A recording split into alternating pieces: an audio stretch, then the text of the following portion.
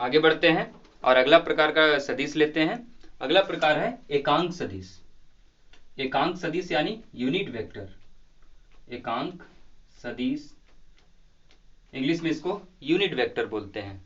अब ये जो एकांक सदिश है डियर स्टूडेंट्स, इसके कई नाम होते हैं, ठीक, तो आप उसको भी लिख सकते हैं। एकांक सदिश के नाम से भी ये बुक में मिलेगा आपको। हो सकता है ये इकाई सदिश के नाम से मिले आपको बुक में, इकाई सदिश, और ये भी कहीं कहीं लिखा रहता है मात्रक सदिश, ठीक। तो सदिश एक ही है, एकांक सदिश, इसके नाम अलग अलग हैं, 2-3 नाम हो सकते हैं, ठीक। एकांक सदिश, इकाई सदिश और मात्रक सदिश, जब भी इन तीनों की बात की जाएगी तो आप समझ जाइएगा ये यूनिट वेक्टर की बात हो रहा है, इकाई सदिश का ही बात हो रहा है, दोनों समान चीज है, ठीक। तो हम किसी चीज को एकांक सदिश कब कहेंगे, ये सवाल है। तो इसको समझने के लिए कैसे समझेंगे, तो देखिए हमारे पास कोई फुल वेक्टर है। फुल वेक्टर यानी पूरा फुल यानी पूर्ण सदिश राशि है, ठीक। मान लीजिए ये पूरा हमारा फुल वेक्टर है यानी पूर्ण सदिश है, ठीक। तो जब हम इसके छोटे भाग कर देते हैं और इसके जब इतने छोटे छोटे भाग कर देंगे कि हम उसका मैग्नीट्यूड यानी परिमाण को हम इकाई बना लेंगे, इकाई मतलब 1 बना लेंगे। तो परिमाण हम जब इसको छोटे छोटे भाग करके क्या कर लेंगे, 1 बना लेंगे, तो ऐसे सदिश को बोला जाता है एकांक सदिश। समझ में आई बात? फिर से देखिए, एक पूर्ण सदिश है, उसका भाग जो बताता है उसको बोलते हैं हम एकांक सदिश, और उसका भाग कितना हम कर लेते हैं, उसके जो भी भाग करेंगे उसका परिमाण हम 1 के बराबर कर लेंगे, इकाई के यानी यूनिट के बराबर कर लेंगे। तो जब हम उसका परिमाण 1 बना देते हैं तो उसको हम बोलते हैं एकांक सदिश। समझ में आई ये बात? अब तो यहां पे आप लिख सकते हैं जिसका परिमाण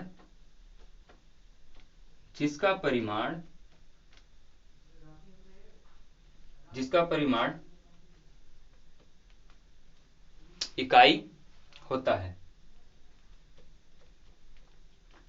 ये बहुत इंपॉर्टेंट है, ये एग्जाम में आपके पूछा जा सकता है इसकी परिभाषा, ठीक।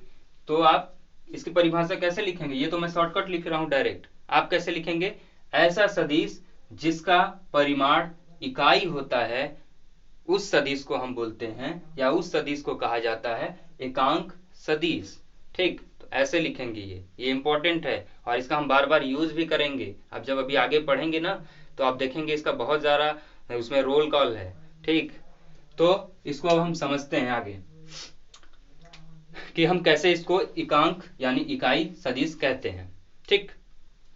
अब कोई बस है, बात को समझिए आप, कोई बस है, वो किसी दिशा में, मान लीजिए इस दिशा में जा रहा है, पूर्व की दिशा में वो 4 मीटर प्रति सेकंड की गति से जा रहा है। डायग्राम से समझा रहा हूं मैं, बस है, ठीक।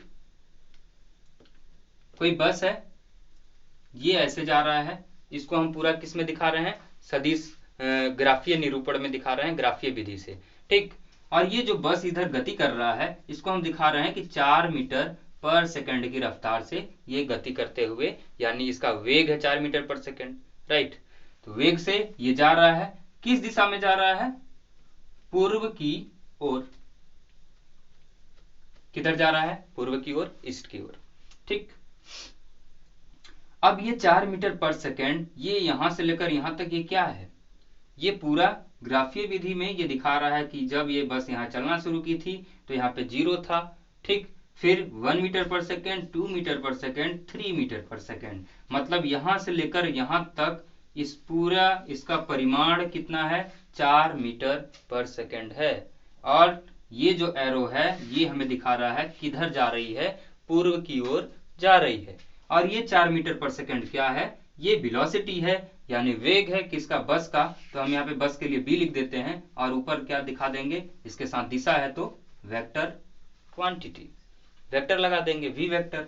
v वेक्टर क्या है हमारा, ये 4 मीटर पर सेकंड इस बस का पूरा, ठीक। तो हम कह सकते हैं कि ये कैसी, इसके साथ कैसा ये है, ये सदिश है, ये फुल सदिश हुआ, पूरा पूर्ण वेक्टर, पूर्ण सदिश, ठीक। दूसरी कंडीशन आप देखिए, अब हम क्या करते हैं, ठीक, दूसरे कंडीशन में हम क्या किए कि ये जो यहां से यहां तक था इसी को हमने यहां से यहां तक कितना मान लिया, 1 मीटर पर सेकेंड। ऐसा नहीं कि हमने बस का वेग बदल दिया, बस का हमने जो रफ्तार था उसको चेंज कर दिया, ऐसा हमने बिल्कुल नहीं किया। अभी भी ये किस दिशा में जा रहा है, पूर्व की ओर ही जा रहा है। बस हमने क्या किया है कि जो इसका जो पूरा परिमाण था कितना था, 4 मीटर पर सेकेंड, इसको हमने बदल के 1 मीटर पर सेकेंड बना दिया, यानी परिमाण को हमने 1 कर दिया। ठीक, और जब हमने परिमाण को 1 कर दिया तो ये चूंकि यही चीज है तो मतलब ये भी क्या हुआ, वेग किसका हुआ, बस का ही हुआ। ठीक, अब ये यहां भी v है, यहां भी v है, मतलब यहां भी हम दिखा रहे हैं सदिश स्वरूप किसका, बस का, और यहां भी है। तब कंफ्यूजन ये हुआ कि हम पहचानेंगे कैसे, ये तो पूरा पूर्ण सदिश हो गया जिसको हमने पूरा बताया था कि यहां से यहां तक 4 मीटर पर सेकंड है। अब यहाँ पे हम चाहते हैं एकांक सदिश को बताना, तो एकांक सदिश को बताने के लिए अगर यहाँ पे भी हम यही वेक्टर लगा देंगे, यही तीर का निशान लगा देंगे, तो हमें समझ में नहीं आएगा कि ये एकांक सदिश है। ठीक, तो इसके लिए हम यहाँ पे क्या यूज करते हैं, कैप का यूज करते हैं। ये ऐसे CAP, कैप, कैप मीन्स टोपी। ठीक, तो टोपी नहीं आप इसको बोलेंगे कैप बोलेंगे। तो ये कैप हमें बताता है क्या, एकांक सदिश। तो यहाँ पे पूर्ण सदिश था, ये चीज क्या हुआ, एकांक सदिश। बात समझ में आ रही है ना। ठीक, अब आगे बढ़ते हैं और इसको अब फार्मूले से समझते हैं, इसको फार्मूले में बैठाते हैं। ठीक, फार्मूले में बैठाते हैं इसको। अब देखिए ये एक सदिश राशि है, हमने लिख दिया v। कोई सदिश राशि है, हमने लिख दिया उसको v, जो कि क्या है, पूर्ण सदिश है, फुल वेक्टर है। राइट, अब हम चाहते हैं उसको एकांक सदिश बनाना। तो यदि आप किसी भी चीज को एकांक सदिश बनाना चाह रहे हैं, मान लीजिए ये 4 मीटर पर सेकंड है अभी, ऐसे ये 5, 6, 7, 8 और n मीटर पर सेकंड होगा।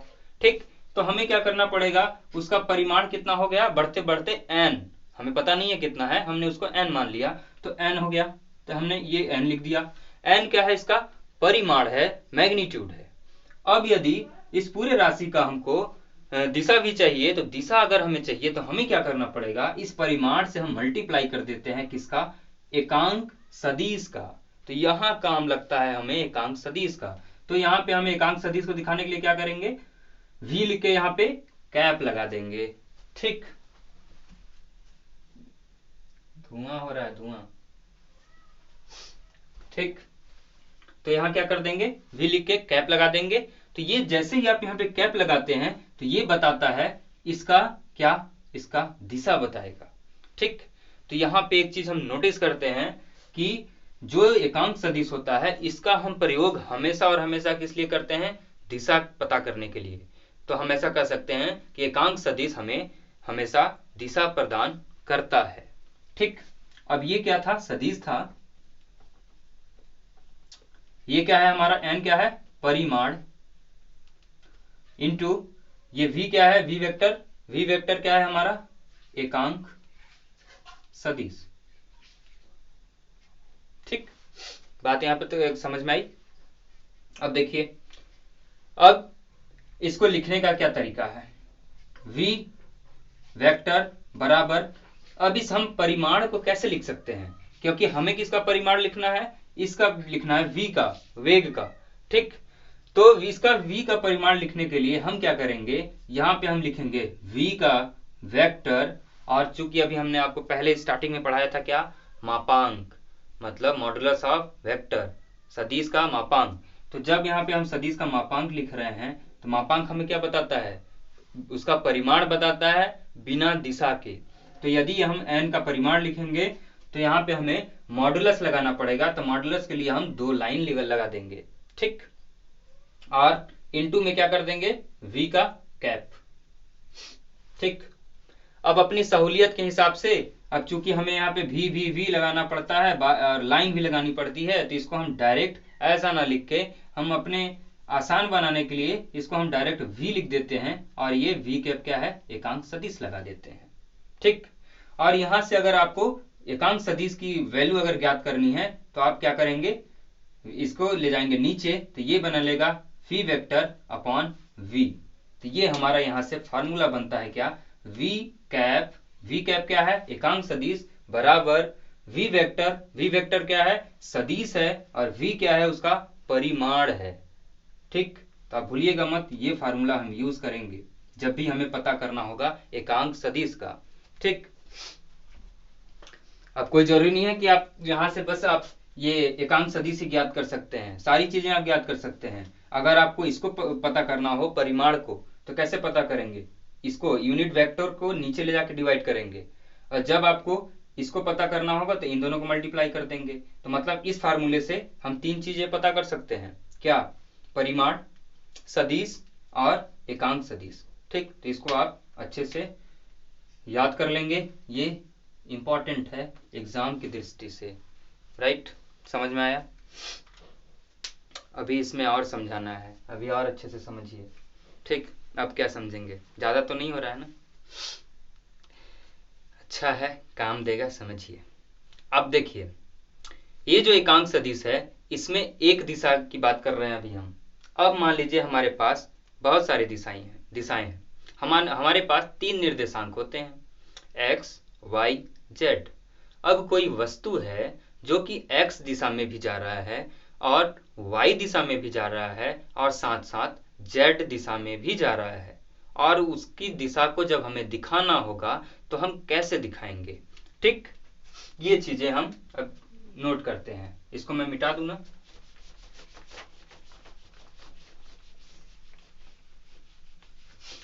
हमारे पास कोई वस्तु है, जब वो x दिशा में जा रहा है, किस दिशा में, x दिशा में, तीन दिशाएं होती हैं हमारे पास, ये ठीक, ये y, x और ये z।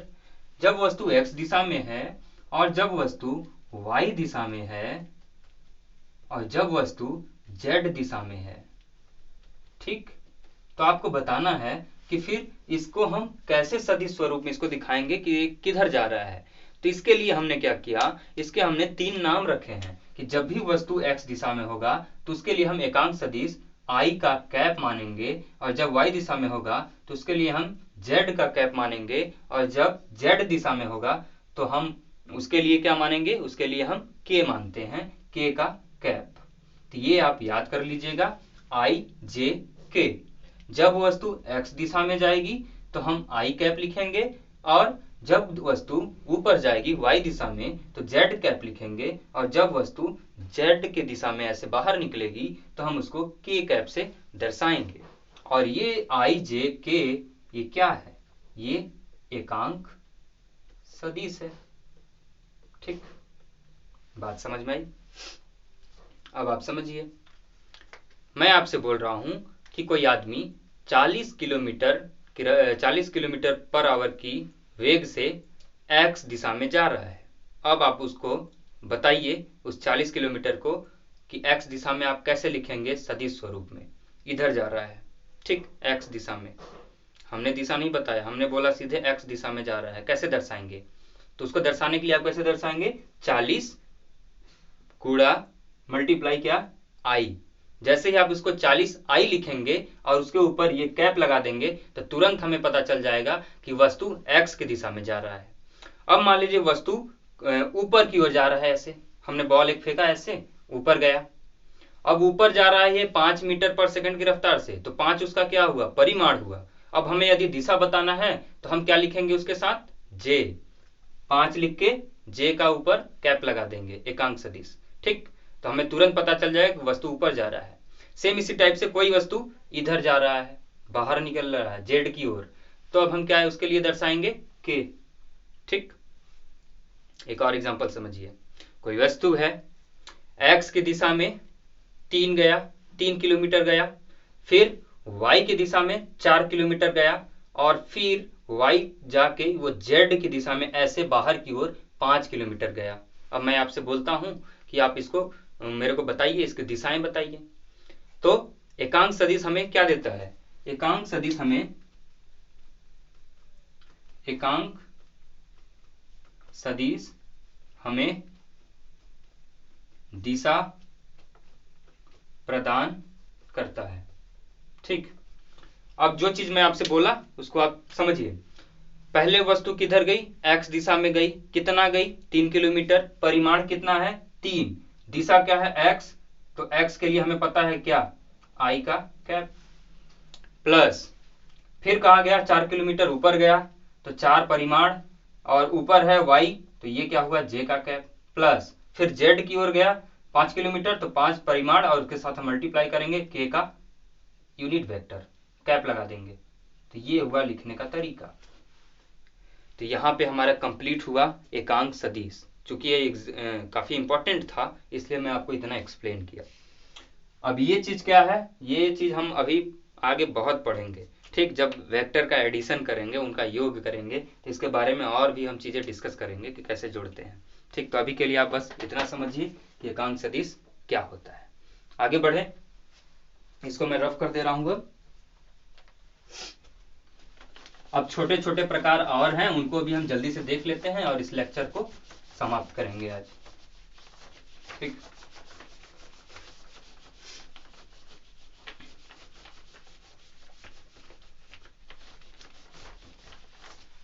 ज्यादा तो नहीं हो रहा है ना। तो अगला है 5वां प्रकार, सप्रारंभिक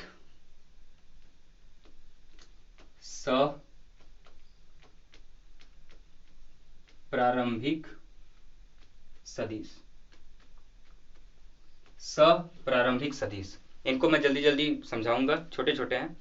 सप्रारंभिक सदिश में क्या होता है डियर स्टूडेंट्स, कि जितने भी सदिश राशि होंगे, जितने भी सदिश होंगे, उनका जो प्रारंभिक बिंदु होगा वो समान होता है। तो यहाँ पे आप लिख सकते हैं कि इसमें क्या होगा, जितने भी सदिश होंगे उनका प्रारंभिक बिंदु यानी स्टार्टिंग पॉइंट समान होता है, समान होगा। ठीक, अगर उनका स्टार्टिंग पॉइंट समान होगा तो उसको हम बोलेंगे सप्रारंभिक सदिश। जैसे कि एक बिंदु है, ये यहां से एक सदिश है x की डायरेक्शन में, तो इसको हमने ऐसे दिखाया, और यहीं से कोई वस्तु है जो किधर जा रहा है y के डायरेक्शन में, तो हम इसको ऐसे दिखा दिए। ठीक, यहाँ पे ये x की दिशा में जिसका वेग vx हो जाएगा और यहाँ पे क्या हो जाएगा vy हो जाएगा। राइट, ये वेक्टर जिसका मूल बिंदु यानी प्रारंभिक बिंदु सेम है, समान है, लेकिन क्या है, ये दिशाएं अलग हो सकती हैं। ठीक, दिशाएं अलग हो सकती हैं लेकिन बिंदु अगर समान है तो ऐसे सदिश को हम बोलते हैं सप्रारंभिक सदिश। राइट, आगे बढ़े। अगला सदिश है 6वां नंबर, अगला है क्या है, शून्य सदिश। शून्य सदिश नहीं, अभी एक और है, समतलीय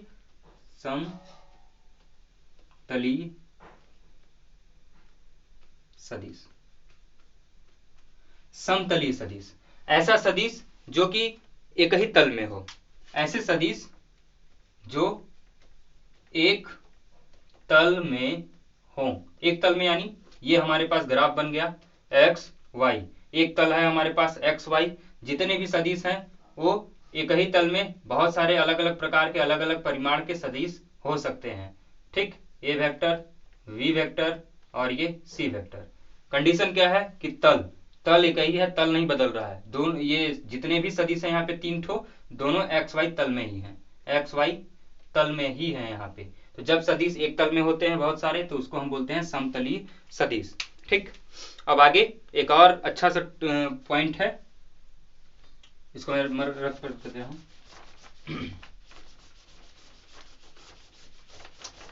अब अगला है नल वेक्टर। नल वेक्टर को आप हिंदी में बोलते हैं, 6वां नंबर था, हाँ, नल वेक्टर को आप हिंदी में बोलते हैं शून्य सदिश। ठीक, शून्य का मतलब क्या होता है, जीरो। अभी काफी इंटरेस्टिंग है। इंटरेस्टिंग क्यों है कि बताओ, उसका परिमाण शून्य है और इसके साथ साथ भी हम बोल रहे हैं क्या कि उसके पास दिशा होती है। ठीक, दिशा है यानी तभी तो सदिश है ना, अगर दिशा नहीं होता तो सदिश होता ही नहीं, हमें पढ़ना ही नहीं पड़ता। ठीक, तो देखिए इसमें क्या होता है, इसमें केवल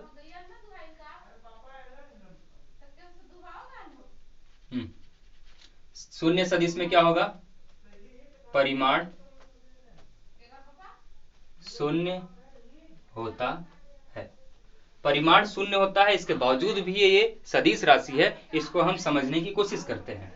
ये यहाँ पे हमने एक वस्तु बनाया, ठीक, जो कि मान लीजिए यहां से यहां तक इसकी कुछ लंबाई थी, ठीक, जो कैसा है, सदिश राशि है। इसको हम नाम दे देते हैं ए वेक्टर, राइट। अब इसको हम शून्य करेंगे। हमने क्या किया, इसको अब काटना शुरू किया, छोटा करना शुरू किया। यहां से यहां आ गए, आधा हो गया, फिर यहां से यहां आ गए और कम, यहां से यहां और कम, और जब हम यहां से चलते चलते इस बिंदु में पहुंचे तो यहां पे हमने इसको कर दिया 0। और जब हम यहाँ पे स्टार्टिंग पॉइंट पे, जहां यहां से यहां इतनी लंबाई थी, घटाते घटाते जब 0 पे पहुंच जाते हैं तो इसको हम बोलते हैं शून्य सदिश, राइट। अब ये शून्य सदिश है, इसका परिमाण शून्य हो गया, इसके बावजूद भी दिशा है कि नहीं है। तो देखिए, अगर ये यहां से यहां चल रहा है तो वेक्टर क्वांटिटी ही, सदिश राशि ही, अपनी जात थोड़ी बदल देगा ये, ठीक। जात बदलेगा क्या, नहीं। अपने पिता का लड़का, सरनेम यही सेम ही रहेगा, ठीक। अगर मेरे पिताजी जायसवाल हैं तो मैं भी जायसवाल ही रहूंगा, ठीक। तो ये भले ही 0 हो जा रहा है, लेकिन ये राशि कैसी होगी, सदिश ही होगा। तो इसको हम बोलते हैं शून्य सदिश। जैसे कि 5x - 3x कितना होता है, 2x, ठीक। इसी टाइप से 5x - 5x कितना होगा, 0 आप बोलेंगे, लेकिन वो कितना होगा वास्तव में, 0x होगा, ठीक। तो ये जो हमारा शून्य सदिश है, ये क्या बताता है, दो सदिश के बीच का अंतर है, ठीक। जैसे कि 5x - 5x बराबर 0, परिमाण इसमें हम शून्य कर देते हैं, 0 कर देते हैं, तो ये उनका अंतर है, राइट। और इसमें एक फार्मूले हैं, जैसे कि बोला जाता है कि जब हम किसी सदिश राशि को 0 से, यानी 0 वेक्टर से प्लस करेंगे तो क्या आएगा आंसर में, तो आंसर में ये ए वेक्टर आएगा। और जब हम इसका गुणा करते हैं, ए वेक्टर इंटू 0 वेक्टर, ठीक, यहाँ पे वेक्टर करिएगा, तो ये कितना हो जाएगा, ये आ जाता है 0 वेक्टर, ठीक। तो ये है शून्य सदिश। इसके बाद अगला है नियत सदिश, 7वां प्रकार, नियत सदिश। नियत सदिश मैं इसे डायरेक्ट अब समझा रहा हूं। नियत सदिश क्या होगा कि दो सदिश है हमारे पास, एक ये है, एक ये रहा। ये और ये वाला सदिश जो है, ये हमेशा कांस्टेंट रहेंगे, नियत रहेंगे। कांस्टेंट, नियत का मतलब कभी भी अपनी स्थिति को एक जगह से दूसरे जगह बदलेंगे नहीं। अगर ये यहां से यहां तक है तो यहीं पे, यहाँ पे ये फिक्स हैं। क्या है, फिक्स हैं, ठीक। तो ये बदल नहीं सकते, उठ के कहीं और नहीं जा सकते। लेकिन कंडीशन ये है कि ये घूम जरूर सकता है, मतलब ये थीटा पर ऐसे एंगल बना के ये टर्न जरूर करेगा, टर्न जरूर कर सकता है, लेकिन अपनी स्थिति को कभी भी छोड़ेगा नहीं, ये आप याद रखिएगा। तो ऐसे सदिश को हम बोलते हैं नियत सदिश। और एक सदिश है लास्ट, उसको बोलते हैं मुक्त सदिश। अब ये नाम से ही पता चल रहा है मुक्त सदिश, ये कैसा सदिश होगा, ये फ्री होगा। फ्री होगा मतलब कहीं भी आने जाने के लिए, घूमने के लिए फ्री है, ये एक जगह से दूसरे जगह ये मूव कर सकता है, जा सकता है, ठीक। तो ये फिक्स नहीं है, इसको हम उठा के यहां से यहां ले आ सकते हैं। तो ऐसे सदिश को हम बोलते हैं मुक्त सदिश। तो इसी के साथ आशा करता हूं कि आपको आज का लेक्चर समझ में आया होगा और काफी मजा भी आया होगा पढ़ने में, ठीक। तो इसी के साथ इस क्लास को यहीं पे समाप्त करते हैं। धन्यवाद।